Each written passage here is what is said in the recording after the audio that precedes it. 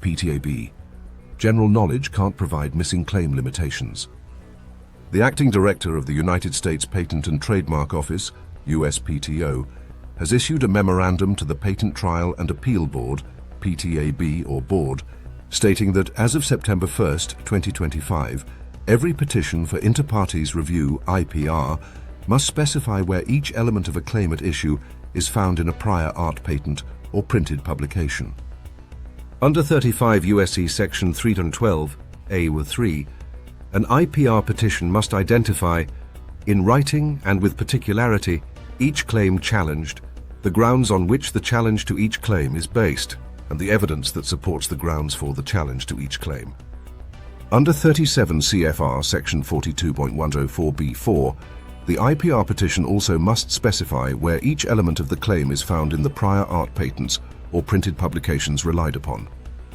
The memo states that the USPTO will enforce and no longer waive these requirements. This new memo clarifies that IPR petitioners can no longer rely on general knowledge in an art, such as expert testimony, applicant-admitted prior art, AAPA, common sense, or any other evidence, collectively general knowledge, that isn't in a patent or printed publication to supply a missing claim limitation that isn't otherwise disclosed in a prior art patent or printed publication.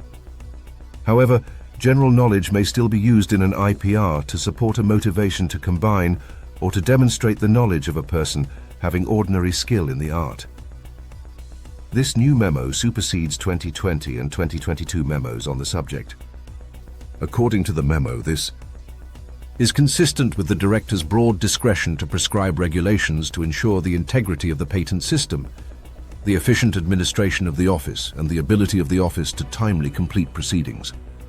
Also, past efforts by the office to permit limited use of general knowledge to satisfy a missing claim limitation are no longer consistent with Federal Circuit precedent, such as the case of Qualcomm Inc. versus Apple Inc., 24 F. 4th 1367.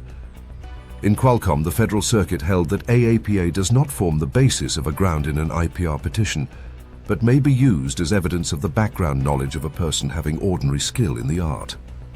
In 2025, the Federal Circuit held in another Qualcomm/Apple decision that the basis for a petition may not include AAPA in combination with prior art patents and printed publications. Also in 2025, as we recently blogged about, the Federal Circuit in Shockwave Med Inc. versus Cardiovascular Systems Inc.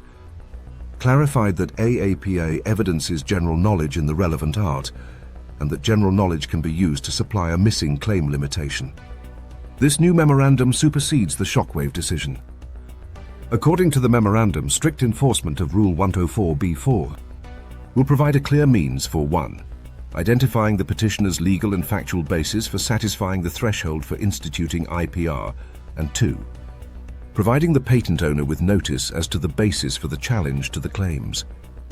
Also, according to the acting director, enforcing Rule 104b4 is the best course of action to provide certainty to the parties, the board and the public, and to allow for the efficient administration of the office.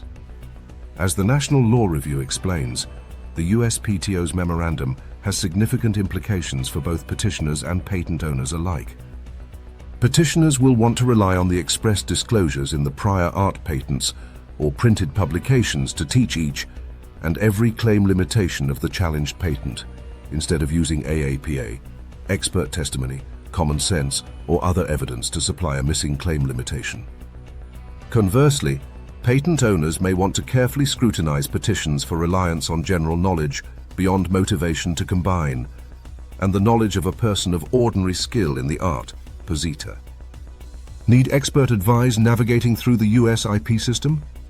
Book an appointment with our IP strategist at 206-533-3854 or visit our website www.aonlaw.com. Aon Law. Unleashing Genius.